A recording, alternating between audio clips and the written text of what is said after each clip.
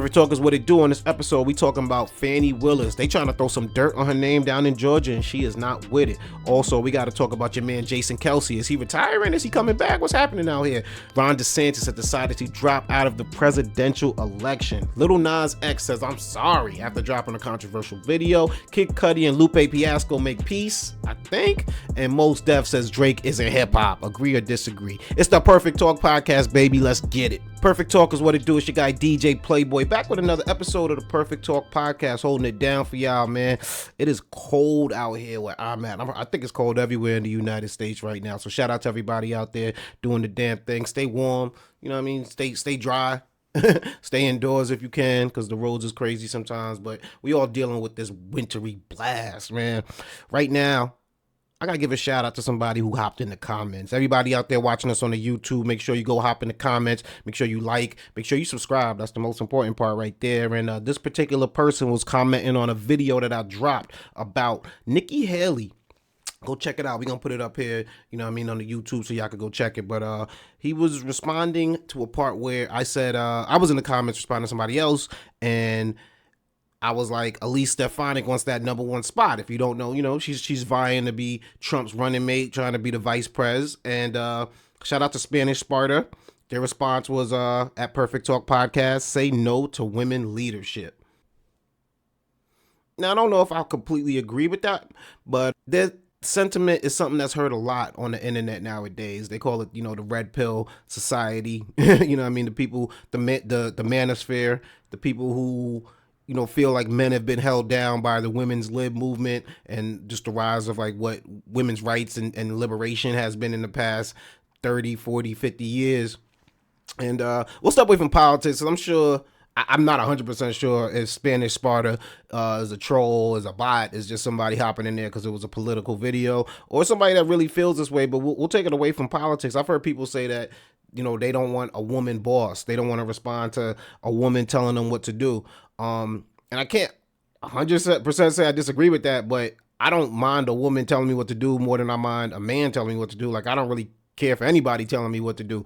That's why I do this. You know what I mean? That's why I'm here doing this. I'm an entrepreneur because I don't really like to take orders from anybody. It don't matter if it's a man or a woman, but there have been times when I've had female bosses and male bosses, and I've hated them both equally. It ain't one better than the other. I don't think one's better for it. We've seen examples of women in leadership roles doing great jobs, and we've seen examples of men in leadership roles doing great jobs. So I can't 100% say I agree with that. I think if, you know, if a woman could run a business, a woman can definitely run a government, but everybody out there doesn't agree. But shout out to Spanish Sparta anyway for hopping in the comments, and get like Spanish Sparta. You know, you might see your comments on a future episode of the Perfect Talk podcast. But right now, we got to take it to my favorite part, man.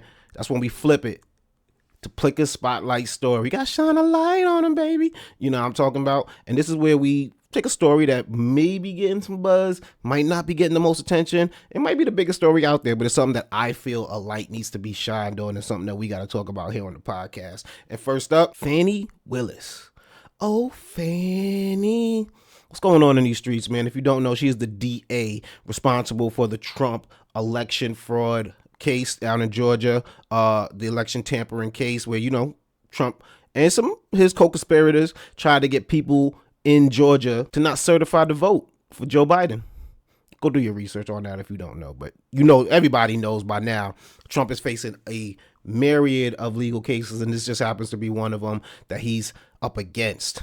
Now, this one got a little messy recently because one of Trump's co-defendants, I know y'all seen the mugshots of everybody that got, you know, caught up in that indictment, a gentleman by the name of Michael Roman. He's like, yo, I'm gonna get a little messy with my defense. And he accused Fani Willis, the DA, of having an inappropriate relationship with one of the prosecutors in this case, Nathan Wade. This was quickly dismissed as like not really having any validity, not something that should be taken serious, something that seemed like a ploy to distract and take attention away from the serious charges that these individuals are facing. Michael Roman's lawyer wrote in her motions last week that Wade was paid large sums. Some people say more than he's ever been paid. Some people say more than the other prosecutors on this case. And he used some of his earnings to take Fani Willis on vacation in Napa Valley, Florida, and the Caribbean. She said that amounts to the pair profiting significantly from this prosecution at the expense of the taxpayers.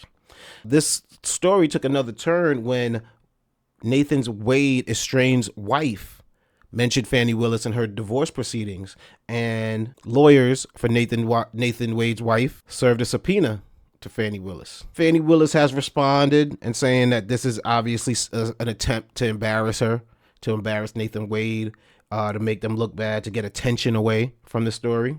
And I hope that's true. She hasn't commented if they do have a relationship or not, what the nature of their relationship is. And this adds fuels to the fire, because when Nathan Wade was chosen to be on this case, a lot of people were like, why him? He doesn't have a lot of experience in this particular brand of legal prosecution. He is fairly unknown. He's not popular, I guess, not famous for trying many famous cases. So to get such a high profile case as the one against the former president and his co-defendants seemed like a lofty task for Nathan Wade. Now, I can't get into if it's true or not because I don't know, and evidence will come out, I guess, if they are having an inappropriate relationship. But we'll discuss and say if they are. It's one of the oldest tricks in the book to obviously use your sexual indiscretions against you, your relationship against you. Like Trump kind of alluded to this early when he was, subtweeting at Fani, talking about she likes to date gangsters, and he was coming up with all types of rumors about her. He was foreshadowing basically, I think, that they had dirt on her, doggy, and that they was gonna come out with it. And what I'll say to Nathan Wade and to Fani Willis is that you guys are obviously African American individuals in a very high prestigious positions. This would be a terrible lapse of judgment, a terrible misstep on their part to engage in a relationship while dealing with probably the most high profile defendant in the world at the moment, Donald Trump. I listened to a motivational speaker, African American individual, goes by the name of Eric Thomas. He's a preacher as well as a motivational speaker. And one of the things that stuck out with me early is like when he was dealing with his team, the individuals that he would have around him, his number 2, his number 3, he made it really clear that they can't be out here chasing girls. They can't be out here like every time we go to a new city, every time we go to a new town. You can't use that because that's going to be the first thing that people are going to use to tear you down. They did it with Martin Luther King. They do it against John F. Kennedy. If they feel like they use it against Bill Clinton, if they feel like they got some type of dirt on you for doing something outside of your relationship with your wife, outside of the appropriate nature at your workplace, they're going to bring that up and try to paint a picture of you. And you have to be aware of all that. So time will tell, and I'm definitely going to keep you informed as this case moves on. And I'm hoping the best for Fani Willis and Nathan Wade, because as African-American prosecutors, I'd hate to see something as silly as an inappropriate relationship be used against you and possibly help your man, Donald Trump, get a mistrial or something of that nature. Now, right now, we're going to take it to a new segment I call Rapid Fire. That's right. This is some stories that happened in the past week that we can't dedicate a whole segment to, but we got to speak on it. We got to talk on it, man. And first up is your man, Jason Kelce of the Philadelphia Eagles. They caught the L in the playoffs. They got sent home by your man, Baker Mayfield and the Tampa Bay Buccaneers. Where did that come from? You know what I mean? And everybody seen your man, Jason Kelce, walking off the field looking sad, looking down. And rumors quickly came out, that he's retiring. They said he told his teammates this might be it, and the news media ran with that. But your boy Travis Kelce, he added a little fuel to the fire, saying he thinks Jason still has some football left in him. His quote was, it came out that he retired, and he really didn't say any of that. It's been cool to see everybody appreciate who he's been over the years this past week, but I think the big guy still has some football left if he wants it. And it went from being as certain as people were that he was going to be done, that it went back to being a rumor, and maybe Jason Kelce might come back. So we'll keep you informed of see what that happens. But you did see my man Jason Kelce. He definitely has some party left in him because he was rocking out when Travis scored a touchdown against my Buffalo Bills. You know what I mean? On Sunday, and got the win. You seen him in the box, shirtless, drinking beers, partying with Taylor Swift and his wife. So he was living it up. You know what I mean? Rocking out, enjoying his brother, having a good old time. So we'll see what the next chapter is for Jason Kelce coming up. Next up, P. Diddy. You know, his name's been coming up a lot, just dealing with all types of legal dramas and messy news. But this got away from the messy, and they might have used the messy to make this happen, because P. Diddy and Diageo, the liquor company that was the parent company for Ciroc and De Leon Tequila, has decided to completely cut ties. They've reached a new settlement. In a joint statement, Combs and Diageo said it has no ongoing business relationship with the hip-hop mogul, and now Diageo solely owns Ciroc Vodka and De Leon.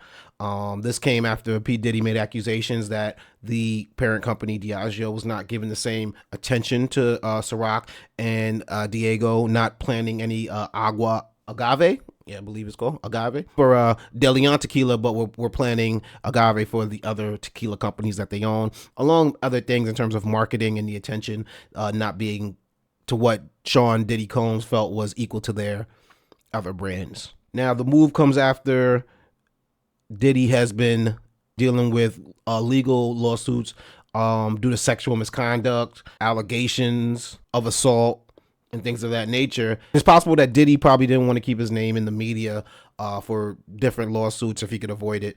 Some speculate that he might have got paid out. Some speculate that he might have just let it go. But they definitely might have caught him at a moment of vulnerability, being that he's busy with these other cases. Now, I won't lie, I would have no idea what De Leon or Ciroc is without P. Diddy. I probably wouldn't even know how to pronounce it. The same way that we all mispronounce the Maybach, like, and it was called the Maybach until Jay-Z called it a Maybach, and it officially just became known as the Maybach after that. I would have probably been mispronouncing Ciroc and called it something else. Let me get that Ciroc. Pass that Ciroc over there, son. I want to be cool saying it. So I say all that to say Diddy made it hot. Diddy made it pop, and is definitely leaving with nothing to show for it in terms of ownership in the company anymore. So hopefully he got a little bag or something out of it, because it's not looking great. Will people continue? Now, will urban audiences still continue to support those brands now that P. Diddy is no longer associated?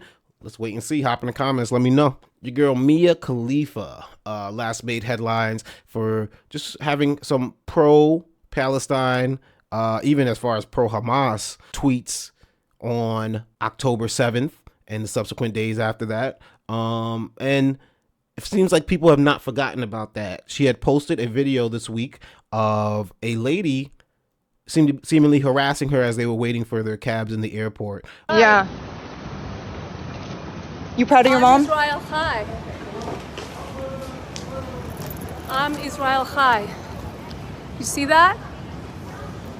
You waiting for the bus? Because I'm waiting for my valet.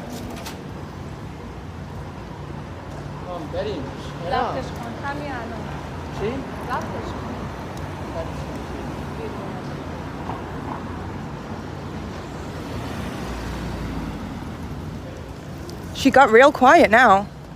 Israel Chai. Get away from me. Your breath smells awful. Israel Oh my Chai. God. You smell like knockoff falafel. Bye, I'm Israel Chai. She had the caption, "The Zionists are losing the plot. She followed me through the lobby, calling me slurs, and didn't stop the entire time she was waiting for her Uber pool at the antique jewelry fair. She's a vendor, something she made abundantly clear, so I guess this is what her business stands for." The lady came, very close to Khalifa at some parts. Khalifa felt like she had to start recording this lady, maybe for her own safety or just to, prove it really happened. Because, if you don't have footage of it, it didn't really happen. You also see the young lady's son in the background. Not sure if he's embarrassed. Not sure if he just wants his mom to drop it. I'm not even sure if he recognizes Mia Khalifa. I'd put my money on it, though. But it definitely just goes to show you that your tweets have weight. Your posts on social media isn't just something that people move on with the next news cycle. And if something you said on there might have hurt some people, might have rubbed some people the wrong way, they might bring that up 3-4 months after, you know what I mean? Like it's on site. So, you know what I mean? You got to carry that. You got to hold that. And in the case of Mia Khalifa, you might need to travel with security through the airport. And finally, in rapid fire, your boy Ron DeSantis has decided to hang up the jersey. That's right. He is ending his presidential campaign just a few hours, for like 48 hours before the New Hampshire primary, deciding that he's not going to do it, on a video that he dropped on X 4 minutes long, saying that it was the time has come. And he's actually given his support towards Donald Trump. He thinks that Donald Trump is going to be the next wave. After a year of throwing real softball jabs at Donald Trump, decided to just, you know, throw in the towel and give it up. I thought Ron DeSantis had a chance, but you got to figure a lot of these people, they start realizing they're putting a lot of their own money into something that just might not happen. And I think the realization of, you know, another $100,000, another $200,000, another $500,000, you know what I mean, to go tour around and promote your campaign is definitely a lofty task, and some people aren't built for it. So that leaves one left, you know what I mean, Nikki Haley. Will she stay or will she go? She told y'all it'd be a 2-person race. She must have knew something we ain't know. We're going to keep y'all informed though, man. Let's take it right now to my next segment, and that one's called Have You Heard? Sometimes I hear things in the news, and I decide to bring it to my people here at the Perfect Talk Podcast. Let's get right into it. Lil Nas X dropped a music video and song called J Christ, and quickly decided to give him a little apology afterwards. Not necessarily apologize, but I wanted to explain like where my head at and where it's been for like the last week. So first of all, when I did the artwork, I knew like there would be some upset people or whatnot, simply because, you know, religion is a very sensitive topic for a lot of people. But I also didn't mean to like mock. This wasn't like a fuck you to you people, fuck you to the Christians. Like, you know, it was not that. It was literally me saying, oh, I'm back like Jesus. Like, that was like the whole thing. I'm not the first person to dress up as Jesus. I'm not the first rapper. I'm not the first artist, and I won't be the last. And I know, like, given my history with, you know, the Call Me By Your Name video, anything that I do related to religion can be seen as like mockery. That just was not the case with this. And I will say though, with the communion video, with me eating the crackers and juice, I thought that video was going to be the video to lighten the mood, to take it down like less serious or whatnot. I thought that was something that we all wanted to do as kids or whatnot, but I didn't understand the idea of, you know, the reality of what it is. You know, it's me eating the communion, which is like the symbolism of like Jesus's blood and bones or something like that. I don't remember completely, but I did not mean it to as like a cannibalism thing or whatever the freak. But I do apologize for that. I will say I am sorry for that. That was overboard. Though I don't agree with all of Christianity's rules or whatnot. I know not everybody follows Christianity by the book 100%, or, you know, the world would be a lot crazier. But I do apologize for that. What was I going to say? This is not like to try to get everybody on my good side or whatnot. This is more so to clear my own head about my own decisions. I know. So if you don't know, the video featured imagery of Lil Nas X dressed up as Christ, being crucified. Lil Nas X, I believe, dropped a promo video before it where he was drinking wine and eating the communion wafers, as well as at some point the cross turns into a transformer. I ain't gonna lie, man. Like, after Lil Nas X went the whole devil video, and then, you know, a lot of his performances being a little more left field than I care for, I don't really, you know, watch too much of his stuff. I do like his music. Lil Nas X makes some bangers. Let's not, you can't deny that. Now, why he feels like he has to go with the sensationalism and the controversy every time, I think that might have something to do with, just his Twitter, the way the camera, the phone points towards him might feel like more hate than love, even though I'm sure he has millions and millions of fans out there, especially people in the LGBTQ community that feels like he's waving the flag for him. Like, they got to be behind him, but he might hear the hate more than the love and feel like, all right, well, how can I piss these people off now? How can I do this? It also seems real corny to come back a few days later after dropping it and after seeing how it didn't quite make the buzz that it was going to make, and then drop the apology, because I have a feeling that you knew that doing anything related to Christian imagery, related to Jesus Christ, was going to cause a stir and make some people upset beforehand, and I think that was the point of what you were going for. So it does seem super corny for me from my standpoint, for you to just be like, I'm gonna drop a apology video right afterwards, because like, all right, cool, we're just supposed to like erase it, forget that you did all that, because you can't tell me that the planning of it, people didn't try to maybe talk you out of it, probably didn't say, yo, this is gonna be a little bit too much, maybe fall back on this, maybe do a little bit less. You had to know that. Now, as a Christian, and I seen a lot of the sentiment out there of people just being mad at him and being like, nah, I cancel him, this, that, and the third. Nah, you don't mess with my religion. Don't do that. But as a Christian, I guess it'd be kind of hypocritical for us to want to throw the stone at him when we know that we messed up before. We know that we made decisions that were going to go one way and maybe did not go the right way. And who am I to say that, we don't forgive him? Who am I to say what was on his mind? Who am I to say what he was thinking? Only he knows that. So I guess, he'll have to deal with whatever consequences come after that, karmically or religiously or spiritually. But that's not on us to do. And I do accept his apology. I do. I thought it was corny to begin with, and I didn't buy into it anyway. And I think you could have done all that without naming the song J. Christ. Like the song, if you listen to the song, it's not super religious or anything like that. There's, I think the main part of it is like, I'm back, like Jesus, what I mean? So it's like, you could have done all that without naming it. So that could have still been a line in the song. You didn't have to go this hard with all that. And hopefully, this teaches you something moving forward. But yeah, I don't really get all this playing with devil imagery and trying to like, or trying to be sacrilegious. It's something that we've seen done in the early days. Madonna's done it. You know what I mean? Nas, Diddy, they've gone their ways with it. It's, to me, never the move. It's never the look, you know what I mean? It's never the thing to do. So we'll see what comes next for Lil Nas X.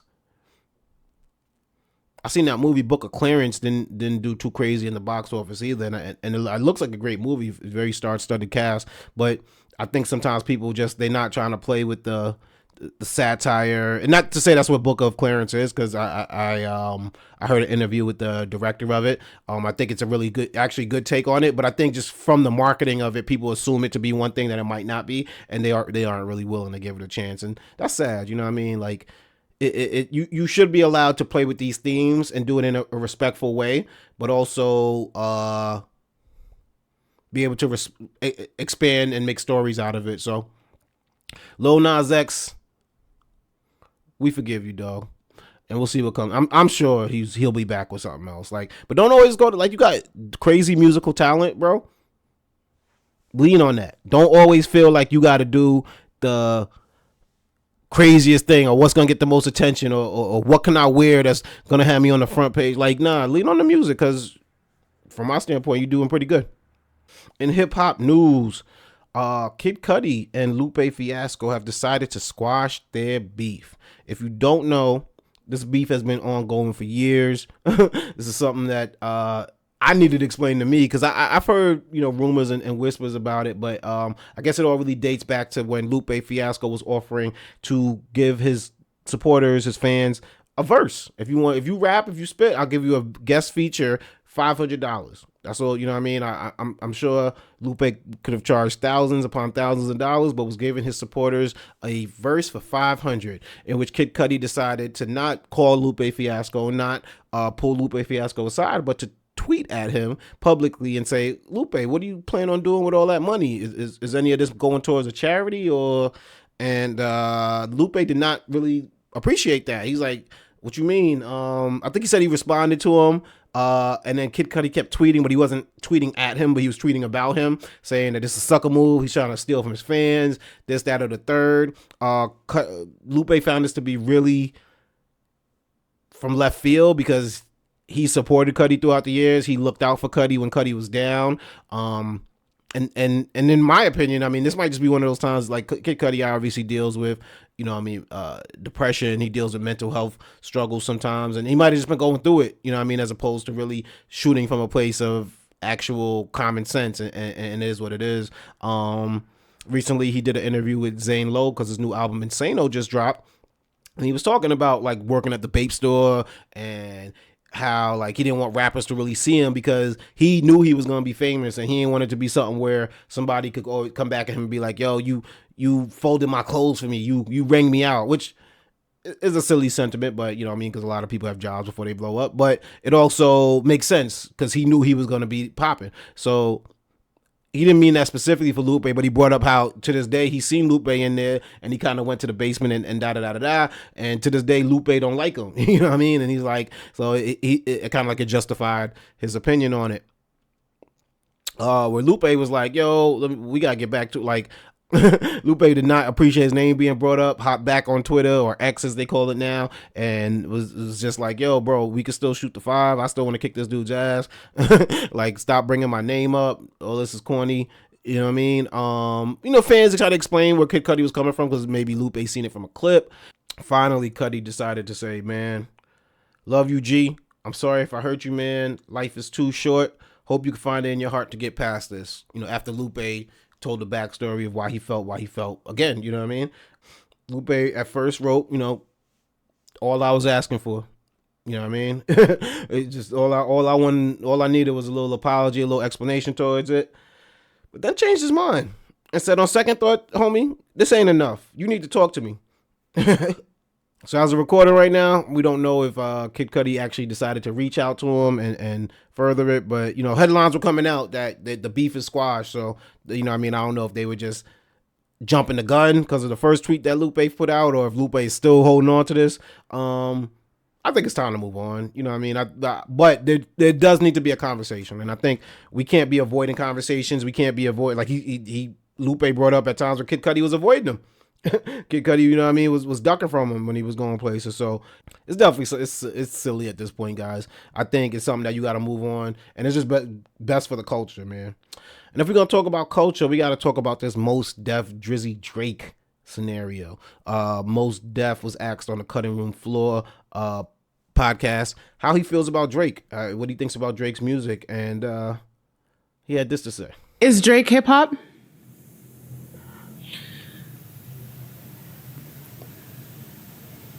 Why are you doing this to me? I know. Drake is Because we're here pop. for truth. We're here for Drake truth. Drake is pop to me. Right, that's fair. In the sense that it's charting like pop music, popular music. In the sense, like, if I was in Target in Houston and I heard a Drake song, so it feels like a lot of his music is compatible with shopping. Drake did not like that, and responded with a clip from Method Man about hip hop. This is a culture. It's a way of life. The way you dress, the way you talk, the way you walk. It's the break dancing, the rhymes, the stage shows, the DJ, the mixing, the scratching, the wordplay. I think we live in a world where if you state your opinion, it's going to quickly be dismissed as hate. It's going to be, unless you're showing a lot of love, you know what I mean? It's going to be called hate. If you're showing too much love, it's going to be called deriding. If you're somewhere in the middle, you know what I mean? Somebody going to be like, well, why didn't you post it? Why didn't you post my album coming out? You know what I mean? Somebody's always going to have a problem with your opinion on something. But this was a really easy scenario where Mos Def could have just been like, or Yasiin Bey, I think he goes by nowadays, excuse me, could have just been like, Drake's cool. You know what I mean? It's not what I listen to on a Sunday afternoon or not what I listen to when I'm driving around in my car, but Drake's cool. He's obviously successful. We can't deny any of that.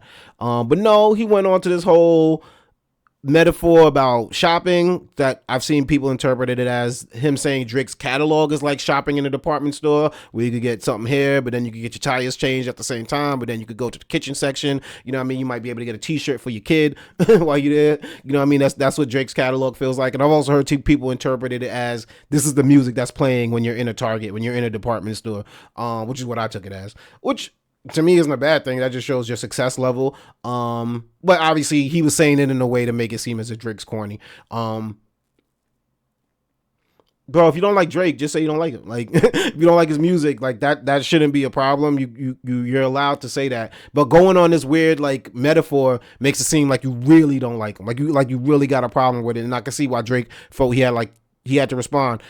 Drake don't like every rapper that comes out. Drake don't like every hip hop person that's out there. But to try to deny him from the culture because he's not your cup of tea is idiotic. Because hip hop is so many things. I got my name behind me, DJ Playboy. You can name hundreds upon hundreds of rappers I've probably never even heard of. And then even if I have heard of them, might have not listened to their music. Because you know what? Everybody's brand of rap ain't what I like to rock with. And that's just what hip hop's about. That don't make me wrong. That don't make me whack. There's only but so many hours in the day that my ears can listen to music. I can't get everything listened to. And I don't want to. Everything's not popping to me. And you should be allowed to feel like this. But to try to deny someone from the culture is super corny. And Mos, you better than that, dog. Come on, you an OG. You know what I mean? Like we look at you as like, you know what I mean? Definitely one of the not a pioneer, but you know, you was in one of the golden eras of hip hop. You was holding it down, Raucous Records and all that. Like, lift people up. You ain't gotta break people down. Shout out to my man Benny Blanco. You know what I mean? If you don't know, he's one of the top producers in the game, and it looks like him and Selena Gomez got a little something going on when they stepped out at the Emmy Awards. And although Selena showing him love, the security guards at the Emmys were not showing him a bunch of love. You know what I mean? It seems at one point they try to kick my man Benny Blanco out. Is it because of the scruffy hair? Is it because of the way his outfit was? I don't know. They try to act like my man was homeless or something out here. His outfit probably cost more than what they had on. You know what I mean? But it was just one of those funny moments where you're like, yo, he's famous. This guy's been on TV shows as himself. You know what I mean? I remember him famously having a cameo on Dave that I thought was pretty funny. Produced some of the top songs out here. Meet me on the east side, baby. And he's popping. He's with Selena Gomez. Like, what are we talking about? So to have security guards try to front on him like that, somebody should have lost their job. And finally, shout out to Black excellence, man. Got to give props to Quinta Brunson. If you don't know, she's the first Black woman to win a Best Comedic Actress Emmy in over 40 years. The last time somebody won was 1981. Isabel Sanford from the Jeffersons. That just shows you how Quinta's holding it down for Black excellence, for Black women out there. And she's funny as hell, man. She was the, ooh, you got money girl, you know what I mean? And went from that to being the lead actress on Abbott Elementary, you know what I'm saying? That's won awards, that gets loved everywhere, critically acclaimed. She's holding it down. So shout out to Quinta. That Emmy is very deserved. And also, I got to give props to Trevor Noah. He stepped away this year from The Daily Show, but he finally got his flowers. That's right. He won an Emmy for the best talk series, finally beating Last Week Tonight with John Oliver. John Oliver has been holding that category down since 2016.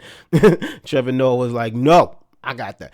You know what I mean? So shout out to, you know, Black excellence finally. And I think, I could be wrong, I think this is the first time a Black man, a show hosted by a Black man for this category has ever won. So shout out to history being made. Shout out my man Trevor Noah holding it down. He's from the motherland, so you know what I'm saying? That's that true Black excellence right there, man. And that's another episode in the books, y'all. It's your guy DJ Playboy holding it down right here. Make sure you go check me out on X. Now, yeah, I was about to say Twitter, but yeah, it's called X now. We just gonna accept it. Go catch me on X at DJ Playboy. Go catch me on Instagram at Plickapeezy, PLICCAPEEZY, and go catch Perfect Talk Podcast on Instagram at Perfect Talk Radio. Go check out my website, www.perfecttalkpodcast.com, for every episode of the Perfect Talk Podcast and everything DJ Playboy, man. We got some gems coming up for y'all this year. Make sure you stay tuned. Make sure you stay up to date with everything we doing on the website, www.perfecttalkpodcast.com. Every episode of the Perfect Talk Podcast could be found on Apple Podcasts, Google Podcasts, SoundCloud, iHeartRadio, Spotify, YouTube. Can't forget about YouTube. That's the big dog over there. So go check them out. Leave a rating, leave a review. And if you on a YouTube, make sure you like, make sure you subscribe, make sure you hop in the comments. You know what I'm saying? So we can always show you some love like we did with my guy Spanish Sparta earlier in the episode. Thank you for your comment, brother. Keep doing good things out there. Keep trying your best at everything you do. And like I love to say, spread love. It's the Brooklyn way. It's your guy DJ Playboy. We up out of here. Shout to Phaser Media holding us down every episode, and we gonna keep doing the damn thing. Peace.